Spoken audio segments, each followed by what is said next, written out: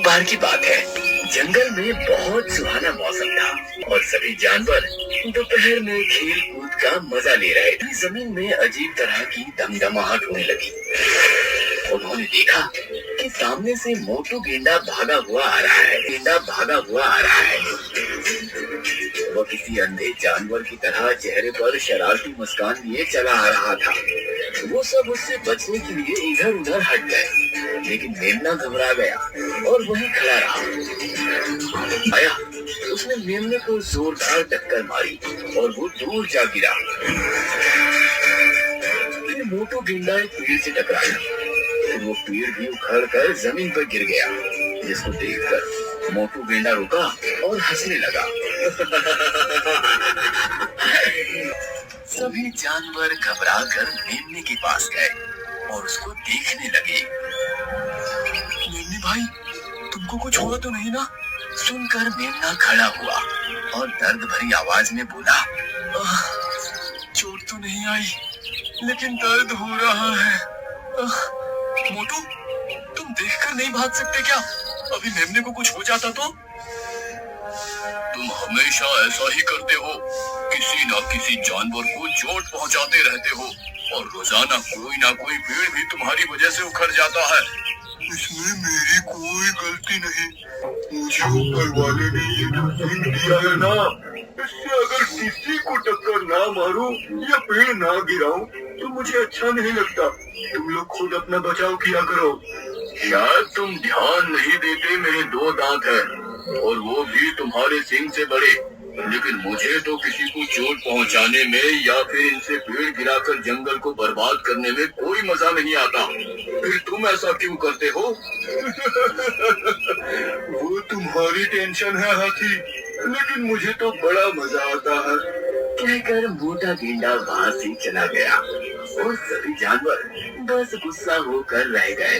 ये मोटा गेंडा हमें रोजाना परेशान करता है और कोई ना कोई पेड़ गिराकर जंगल को बर्बाद करता है। पता नहीं इससे कब छुटकारा मिलेगा। हिरन इन सब जानवरों में सबसे चालाक था। वो अब यही सोचने लगा कि मोटू गेंडे से छुटकारा कैसे पाया जाए। एक दिन वो हाथी और मेमने के साथ ऐसे ही जंगल में टहल रहा था।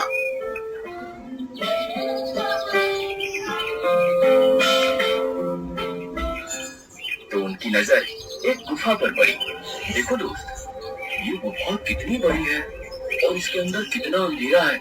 चलो चलकर देखते हैं।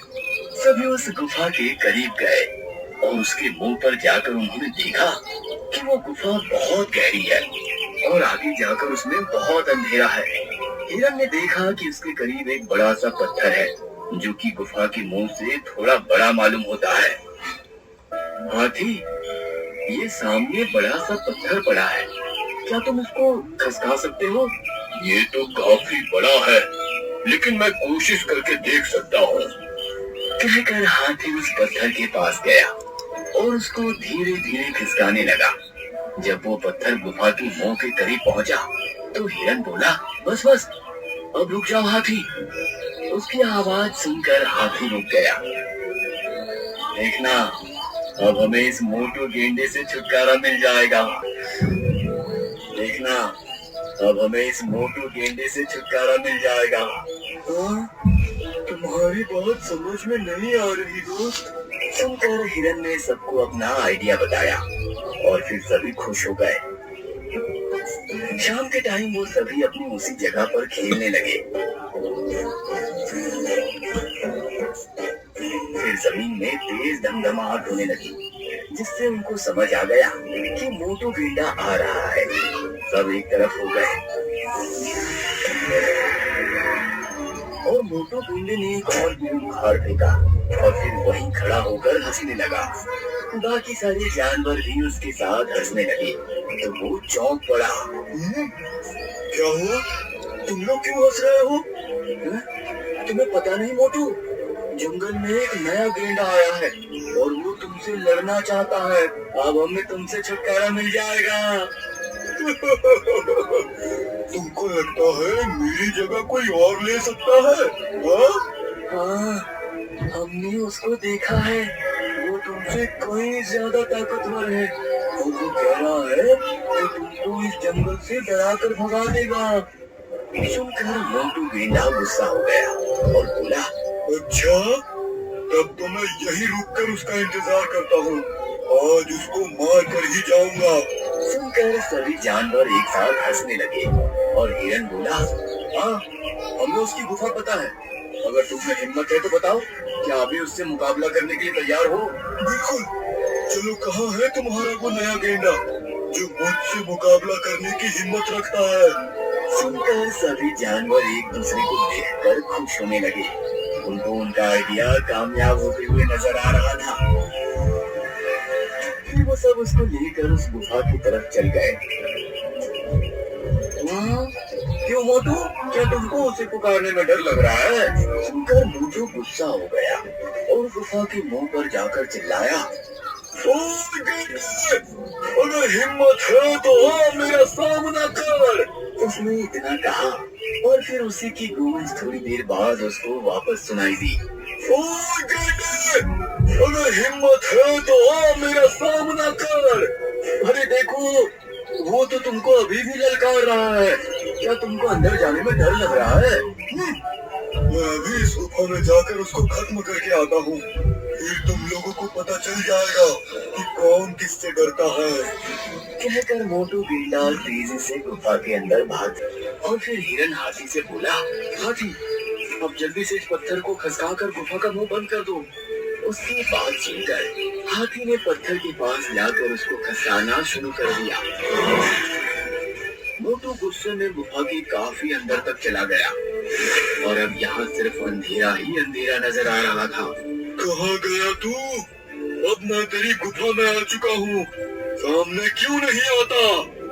कहाँ गया तू? अब मैं तेरी गुफा में आ चुका हूँ, सामने क्यों नहीं आता? अब फिर से उसकी गूंज वापस उसको सुनाई दी तो सब उसको समझ में आ गया कि उसको बेवकूफ बनाया गया है। वो बहुत गुस्सा हुआ और वापस गुफा के मुंह की तरफ भागा। लेकिन तब तक हाथी पत्थर को खिसका कर गुफा के मुंह पर ले गया था। मोटू बहुत तेजी से भागता हुआ उस तरफ बढ़ रहा था। जब तक वो वहां पहुंचा, गुफा का मुंह पूरी तरह से बंद हो चुका था। फिर भी उसने पूरी ताकत लगाकर उसमें टक्कर मारी, लेकिन वो पत्थर उससे हिला तक नहीं। इसको हटाओ, हटाओ इसे। तुम लोगों ने मुझे बेवकूफ बनाकर अच्छा नहीं किया। अब तुम इस गुफा से बाहर आ जाओगे तभी हमसे बात करना मोटू। कहकर सभी जानवर हंसने लगे। बहुत अच्छे हिरन, तुम्हारी वजह से आज हमें इस मोटू से छुटकारा मिल गया। सच में हिरन, तुमने अपनी चालाकी का अच्छा इस्तेमाल किया। हिरन मुस्कुराया और बोला, अगर तुम लोग साथ नहीं देते तो मेरा चालाक दिमाग भी कुछ नहीं कर पाता। चलो, अब हम सब यहाँ से चलते हैं। वैसे भी हमें इस जगह रुकने की कोई जरूरत नहीं है। सुनकर सभी वहाँ से चल दिए।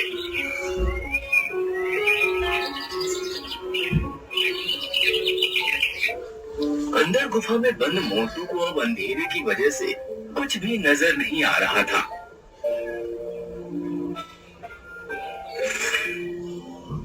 वो बस इधर उधर टक्कर मारकर अपनी सींग पर चोटें खा रहा था।